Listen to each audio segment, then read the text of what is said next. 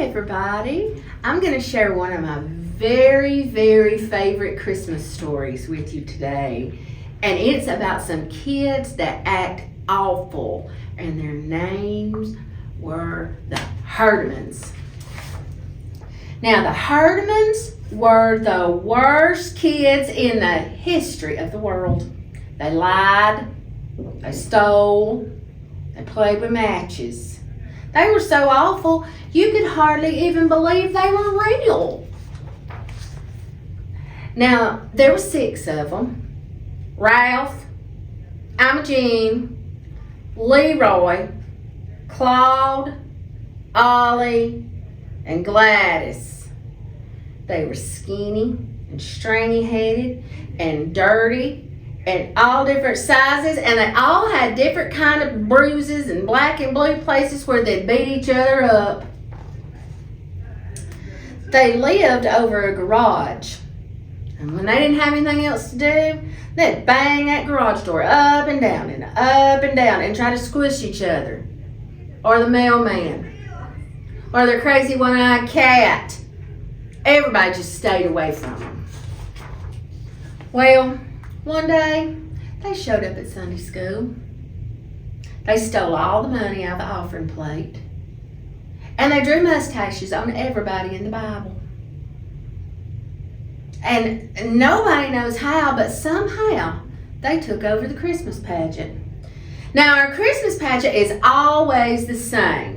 Kids in bathrobes and bed sheets, and they act out the story of Mary and Joseph and the baby Jesus being born. Everybody needs a story. Everybody but the Herdmans, that is. Well, that didn't stop them from picking all the main parts in the play. I'll be that Mary, said Imogene, and Ralph, he's going to be Joseph.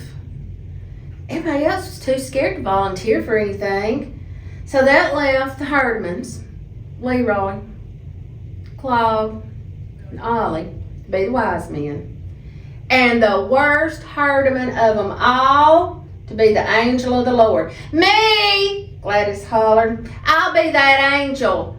Hey, what is that? So somebody had to tell them the whole story about the star and the shepherds and how there was no room at the inn and how baby Jesus slept in a manger. The Herdmans were in shock. You mean they stuck him in the barn? Imogene hollered. And they tied Jesus up in some rags and put him in a feed box? Huh, at least we put Gladys in the dresser drawer. Every rehearsal was an adventure. Leroy wanted to chase the innkeeper out of town, and Claude and Ollie wanted to run off with the baby to keep him safe.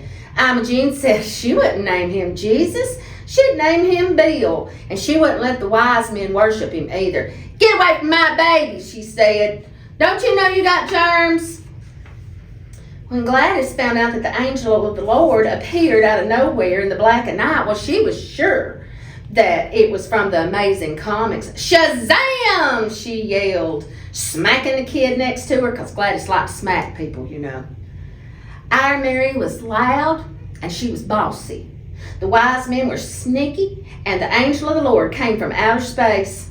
Whew! This was going to be the worst Christmas pageant ever. Some people wanted to cancel the whole thing. The preacher said, I don't think anybody's going to come, but boy, were they wrong. Everybody came, mostly just to see what the Herdmans were going to do. When the curtain opened, and it was time for it to start, Ralph and Imogene just stood in the wings. They weren't sure what to do. They weren't pushing or hitting anybody. They were just kind of frozen. They weren't the Herdmans at all. It was like they really were Mary and Joseph.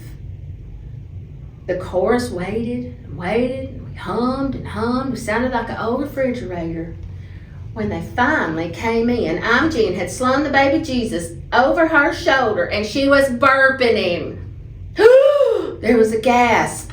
It just didn't seem right to burp the baby Jesus. But that was the whole point of Jesus. He was a real person. he started out as a baby.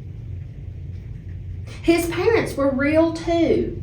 Just as real as Imogene, with her veil all crookedy, and Ralph with his hair all sticking out, just like they'd slept in their clothes out in the barn, just like in the real story. Then came Gladys from behind the shepherds, pushing them all out of the way, because she loved to push people, and she's stepping on everybody's toes. Hey, she hollered, unto you a child is born. He's here, he's in the barn. She made it sound like it was just the best news in the whole world. Right behind Gladys came the wise men. They didn't have the frankincense and the gold and the oil, and they didn't have a pizza. Instead, Leroy was carrying something big and heavy. It was the ham from the Herdmans food basket. The church gave them one every year. Those Herdmans had never given away anything except knocks on the head, so you had to be impressed. The Herdmans were giving the baby Jesus their Christmas ham. Then the wise men were supposed to leave and go home, but instead they just sat down. Actually, it kind of seemed like the right thing to do. After all, they'd come a long way, and you wouldn't expect them just to hand over a ham and then leave. It seemed natural, too, to burp a baby who might be fussy or tired, and for somebody to tell people where the baby was so they wouldn't wander all over the place. Somehow, every wrong thing the Herdmans did just seemed right. And then, as everybody sang Silent Night, Imogene started to cry.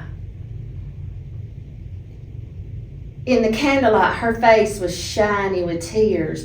Oh, awful, Imogene was crying. And her old crookedy veil, just crying as if Christmas had just come over her all at once. When everybody left the church that night, it was cold and clear, with a crunchy snow underfoot, and there were bright, bright stars in the sky. Everybody said there was something different about the Christmas pageant this year. There was something special. And though nobody could say exactly what that something was, everybody agreed it was the best Christmas pageant ever. Merry Christmas.